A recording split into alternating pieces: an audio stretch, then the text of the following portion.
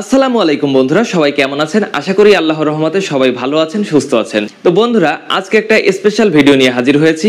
বন্ধুরা, আমি জানি যে এই ভিডিওতে আপনারা ক্লিক করেছেন, তার মানেই হচ্ছে আপনাদের বা আপনাদের কাছের কারো ভোটার আইডি কার্ডের ভুল সংশোধন করতে হবে। তো বন্ধুরা, যদি আপনার ভোটার আইডি কার্ডের নিজের নামের বানান ভুল, অথবা পিতামাতার নামের বানান ভুল, স্বামী স্ত্রীর নামের বানানে ভুল, জন্ম তারিখে ভুল, ঠিকানা পরিবর্তনের প্রয়োজন পড়ে, তাহলে আপনাদের কি কি কাগজপত্র প্রয়োজন পড়বে সেই বিষয়টি বলার জন্যই আজকের এই ভিডিও। তো আশা করি বন্ধুরা এই ভিডিওটি আপনাদের খুবই হেল্পফুল হবে। তো আর কথা বাড়াবো না, চলুন আমরা মূল ভিডিওতে ফিরে যাই। আর হ্যাঁ, ভিডিওতে যাওয়ার আগে ছোট্ট একটা অনুরোধ থাকবে, সেটা হচ্ছে যদি আমাদের এই চ্যানেলে আপনি নতুন হয়ে থাকেন তাহলে চ্যানেলটি সাবস্ক্রাইব করে আমাদের পাশে থাকবেন। তো বন্ধুরা, চলুন আমরা মূল ভিডিওতে চলে যাই। বন্ধুরা, নামের আক্ষরিক পরিবর্তন। এখন বলবেন যে আক্ষরিক পরিবর্তনটা কি? হ্যাঁ, আক্ষরিক পরিবর্তনটা হচ্ছে, ধরুন আব্দুল মালিকের স্থানে আব্দুর মালিক হয়ে গিয়েছে, এখন আপনি আব্দুর মালিককে সংশোধন করে আব্দুল মালিক করবেন। এই ক্ষেত্রে আপনাদের কি কি কাগজপত্র প্রয়োজন পড়বে? হ্যাঁ, সেটা বলি। আপনার পড়বে, যদি আপনি এসএসসি পাস হন তাহলে এসএসসি পাশের সনদের কপিটা লাগবে। আর হচ্ছে জন্ম সনদ, যেটা অনলাইনে থাকতে হবে, বাংলা এবং ইংরেজি উভয়। এরপরে বন্ধুরা, আরেকটা সংশোধন আছে, যেটা হচ্ছে নামের আমূল সংশোধন। এই আমূল সংশোধনটা কি সেটা আগে বুঝতে হবে। আমূল সংশোধন হচ্ছে, ধরুন আপনার নাম সাফিয়া খাতুন, এই সাফিয়া খাতুন না লিখে দিয়েছে মাফিয়া খাতুন। বুঝেন এবার কেমন ভুল? আবার হতে পারে আব্দুল মালিক, এর জায়গায় আপনাকে দিয়ে দিছে আব্দুল খালেক। তো মালিক আর খালেকের ব্যবধান অনেক, সাফিয়ার মাফিয়ার ব্যবধান অনেক বেশি। তো সেই ক্ষেত্রে আপনাদের যে কাগজপত্র লাগবে সেটা হচ্ছে, আপনি যদি এসএসসি পাস হয়ে থাকেন তাহলে এসএসসি পাসের সনদ। তবে আপনি যদি অষ্টম শ্রেণী বা এর নিম্নে হয়ে থাকেন তাহলে সনদের প্রয়োজন নেই। এরপরে বন্ধুরা, বাংলা ইংরেজি উভয় জন্ম সনদের কপি লাগবে। ম্যাজিস্ট্রেট বরাবর একটা হলফনামা লাগবে। জাতীয় দৈনিক পত্রিকায় বিজ্ঞপ্তি দেওয়া লাগবে। বিবাহিত হলে স্ত্রীর জাতীয় পরিচয়পত্র অথবা স্বামীর জাতীয় পরিচয়পত্র লাগবে। বিবাহিত হয়ে যদি আপনাদের সন্তান থাকে সেই ক্ষেত্রে আপনাদের সন্তানদের জাতীয় পরিচয়পত্র যদি হয় দিবেন, না হলে জন্ম সনদ দিবেন, না হলে স্কুল সার্টিফিকেটের কপি দিবেন। কাবিননামার ফটোকপি দিতে হবে। এরপরে আপনার পিতার যে ওয়ারিশ সনদ থাকবে সেই ওয়ারিশ সনদের জাতীয় পরিচয়পত্র নাম্বার উল্লেখপূর্বক ওয়ারিশ সনদ করে দিতে হবে। এরপরে চেয়ারম্যান কর্তৃক একটি সনদ আপনাদের দিতে হবে। তো বুঝতেই পারলেন আপনাদের কি কি লাগবে এই আমূল পরিবর্তনের জন্য।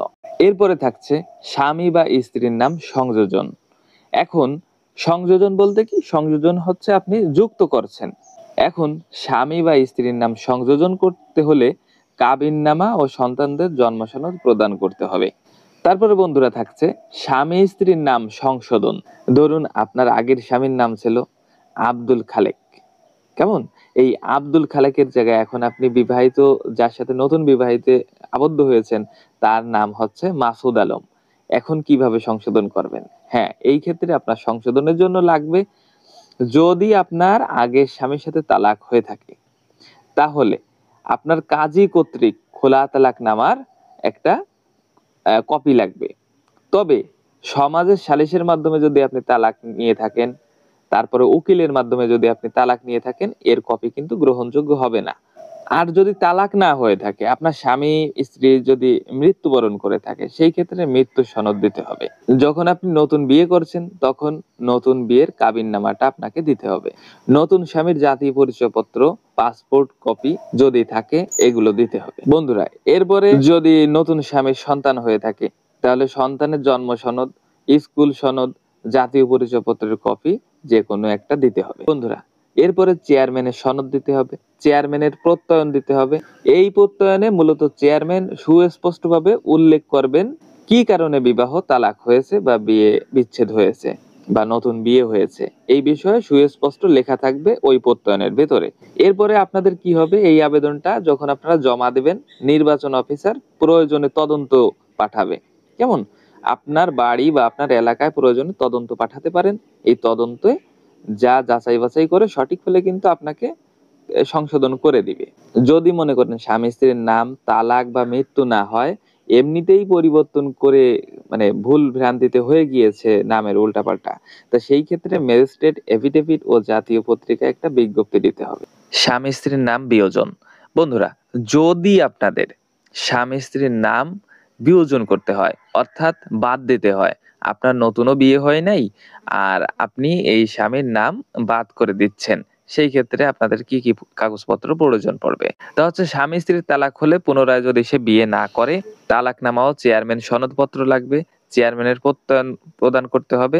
পুনরায় না বিবাহের সনদ লাগবে একটা, যে আমি আর বিবাহ করি নাই। তারপরে পিতার জাতীয় পরিচয়পত্র জমা দিতে হবে। আবেদন জমা দেওয়ার পরে নির্বাচন অফিসার প্রয়োজনে তদন্ত করবেন। বন্ধুরা, এখন আছে পিতামাতার নাম আক্ষরিক সংশোধন। এই আক্ষরিক সংশোধনটা কি আগে জেনে নিন। যেমন ফাতেমা বেগমের জায়গায় দিয়ে দিয়েছে ফাতেমা আক্তার, অথবা ফাতেমা বেগমের জায়গায় ফাতেমা আক্তার চৌধুরী। তো সেই ক্ষেত্রে আপনারা কি করবেন? এই ক্ষেত্রে আপনাদের সংশোধনের জন্য যে কাগজপত্র প্রয়োজন পড়বে সেটা হচ্ছে এসএসসি সনদ, জন্ম সনদ অনলাইন, যেটা বাংলা ইংরেজি উভয় থাকবে, পিতা মাতা ভাই বোনের সকলের আইডি কার্ড, জন্ম সনদ, শিক্ষা সনদ প্রদান করতে হবে। চেয়ারম্যান সনদ দিতে হবে, চেয়ারম্যানের প্রত্যয়নপত্র দিতে হবে। পেনশন বুকের কপি অথবা সার্ভিস বুকের কপি প্রদান করতে হবে যদি আপনি চাকরিজীবী হন। আর যদি চাকরিজীবী না হন তাহলে এটার প্রয়োজন নেই। বন্ধুরা, এখন হচ্ছে মাতা পিতার নাম আমূল পরিবর্তন। যেটা এই মাতা পিতার নাম আমূল পরিবর্তনের ক্ষেত্রে এসএসসি সনদ ও ম্যাজিস্ট্রেট বরাবর হলফনামা লাগবে, জাতীয় দৈনিক পত্রিকায় বিজ্ঞপ্তি দেওয়া লাগবে। জন্ম সনদ অনলাইন বাংলা ও ইংরেজি উভয় থাকতে হবে। পিতা মাতা ভাই বোনদের সকলের আইডি কার্ড, জন্ম সনদ, শিক্ষা সনদ প্রদান করতে হবে। চেয়ারম্যান সনদ, চেয়ারম্যান প্রত্যয়নপত্র উভয় লাগবে। পেনশন বুকের কপি অথবা সার্ভিস বুকের কপি প্রদান করতে হবে যদি আপনি চাকরিজীবী হন, না হলে লাগবে না। এখন বন্ধুরা আসছি জন্ম তারিখ সংশোধনে। এই জন্ম তারিখ সংশোধন কিন্তু অনেক বড় একটা ব্যাপার আসে।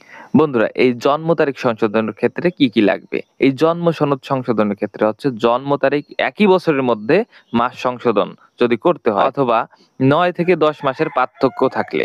যদি আপনার একই বছরের ভেতর 9-10 মাসের পার্থক্য থাকে জন্ম তারিখে, তাহলে আপনার এসএসসি সনদ ও জন্ম সনদ অনলাইন, যেটা বাংলা ইংরেজি উভয় থাকবে, সেই অনলাইন কপির কিন্তু সত্যায়িত কপি আপনাকে দিতে হবে। 1 বছরের অধিক হলে, যখন আপনার জন্মসাল পরিবর্তন করতে হয় 1 বছরের অধিক, ঠিক আছে? তো সেই ক্ষেত্রে আপনাদের কি কি কাগজপত্র প্রয়োজন পড়বে? সেই ক্ষেত্রে হলে আপনাদের যে আপনি যে আবেদন করবেন, আপনার পিতার সকল সন্তানদের জাতীয় পরিচয়পত্র ও জাতীয় পরিচয়পত্র নম্বর উল্লেখপূর্বক ওয়ারিশ সনদ লাগবে। এসএসসির সনদপত্রের সত্যায়িত কপি লাগবে, জন্ম সনদ অনলাইনের সত্যায়িত কপি লাগবে। চাকরিজীবী হলে সার্ভিস বুক কপি অথবা পেনশন বুক কপি জমা দিবেন। নির্বাচন অফিসার প্রয়োজনে মাঠে তদন্ত পাঠাবেন। এখন হচ্ছে ছোট ছোট যে সংশোধনগুলো আছে সেটা আমি বলে দিই। বাড়ির নাম সংশোধন। বাড়ির নাম সংশোধন ক্ষেত্রে আবেদনকারীর পিতামাতা অথবা ভাই বোনের জাতীয় পরিচয়পত্র কপি দিতে হবে। যে সংশোধনটি চাচ্ছেন সেটা তাদের আইডি কার্ড উল্লেখ থাকতে হবে। এখানে সাথে লাগবে চেয়ারম্যানের প্রত্যয়নপত্র। এরপরে বন্ধুরা আরেকটা আছে ডাকঘর ও কোড পরিবর্তন। আপনারা যদি ডাকঘর বা ডাক কোড পরিবর্তন করতে হয় সেই ক্ষেত্রে আপনারা কি করবেন? সেই ক্ষেত্রে আবেদনকারী পিতা মাতা অথবা ভাই বোনদের জাতীয় পরিচয়পত্রের কপি দিতে হবে। যে সংশোধনটি চাচ্ছেন সেটা তাদের আইডি কার্ডে উল্লেখ থাকতে হবে। চেয়ারম্যান প্রত্যয়নপত্র লাগবে, পোস্টমাস্টারের একটা প্রত্যয়নপত্র লাগবে। এরপরে আছে রক্তের গ্রুপ পরিবর্তন। রক্তের গ্রুপ পরিবর্তনের ক্ষেত্রে আপনাদের কি লাগবে? সেটা হচ্ছে সরকারি মেডিকেল প্রতিষ্ঠান বা বেসরকারি মেডিকেল প্রতিষ্ঠান কর্তৃক নিজস্ব প্যাডে ব্লাড টেস্টের কপি লাগবে। এখন বন্ধুরা আরেকটা হচ্ছে কি স্বাক্ষর পরিবর্তন। আপনাদের অনেক সময় স্বাক্ষর পরিবর্তন করতে হয়, কারণ আপনারা যখন এনআইডি করেছেন তখন 16-17 বছর বয়স, 18 বছর বয়স ছিল। তো এখন হচ্ছে আপনি গ্রাজুয়েট হয়েছেন, এখন আপনি বড় হয়েছেন, এখন আপনার সব জায়গায় একটু অন্য লেভেলের স্বাক্ষর দিতে হয় বা একটু স্ট্যান্ডার্ড স্বাক্ষর দিচ্ছেন। তো সেই ক্ষেত্রে আপনাদের স্বাক্ষর পরিবর্তন হতে পারে করতে। তো সেই ক্ষেত্রে আপনাদের কি কি লাগবে? সেটা হচ্ছে এই ক্ষেত্রে আপনাদের হয় পাসপোর্ট কপি দিবেন, নয় ব্যাংক প্রত্যয়নপত্র কপি দিবেন, না হলে ড্রাইভিং লাইসেন্সের কপি দিবেন। এদের ভিতর যে কোনো একটা আপনাদের দিতে হবে। বন্ধুরা, এরপরে উপজেলা নির্বাচন অফিসার প্রয়োজনে তদন্ত প্রেরণ করতে পারেন, আর না হলে তিনি সংশোধন করে দিতে পারেন। এইগুলো গেল হচ্ছে আপনাদের সংশোধন প্রসেস, অর্থাৎ আপনাদের সংশোধন করতে যা যা কাগজপত্র সাধারণত প্রয়োজন পড়ে সবগুলোই আমি কিন্তু বলে দিলাম।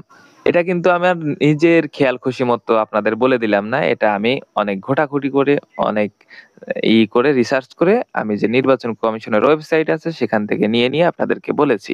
এখন হচ্ছে আপনারা যখন জাতীয় পরিচয়পত্র সংশোধন করে করতে পাঠাবেন, সেই ক্ষেত্রে যখন সংশোধন হয়ে যাবে তাহলে আপনাদের মোবাইলে একটা প্রিন্টেড মেসেজ যাবে। প্রিন্টেড মেসেজটা হচ্ছে কি আপনাদের সংশোধন হয়ে গেলে আপনাদের দেখাবে যে আপনারা এখান থেকে অনলাইন থেকে ডাউনলোড করে প্রিন্ট করে নেন সংশোধন কপি।